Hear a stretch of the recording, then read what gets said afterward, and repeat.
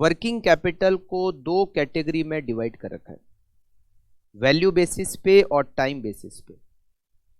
Value basis, gross working capital और net working capital. Gross working capital का मतलब केवल करंट एसेट्स, सारी करंट एसेट्स को टोटल कर दो, it is gross working capital. Net working capital का मतलब होता है current assets minus current liability, it is net working capital. Types of working capital में एक होता है टाइम बेसिस पे, परमानेंट वर्किंग कैपिटल और temporary working capital. Permanent working capital का मतलब है minimum to minimum working capital, इससे कम वर्किंग कैपिटल कभी होगी ही नहीं, हम इसको कहते हैं परमानेंट वर्किंग कैपिटल या minimum working capital. Permanent working capital से जो ज्यादा वर्किंग कैपिटल की रिक्वायरमेंट होती है उसको कहते हैं टेम्परेरी वर्किंग कैपिटल।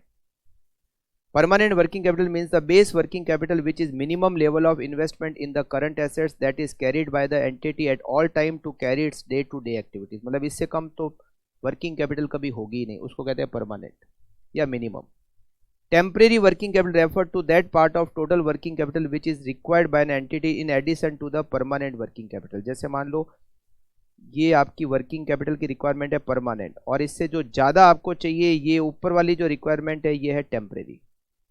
टेम्परेरी कम ज़्यादा होती रहती है बट परमानेंट हमेशा फिक्स रहती है।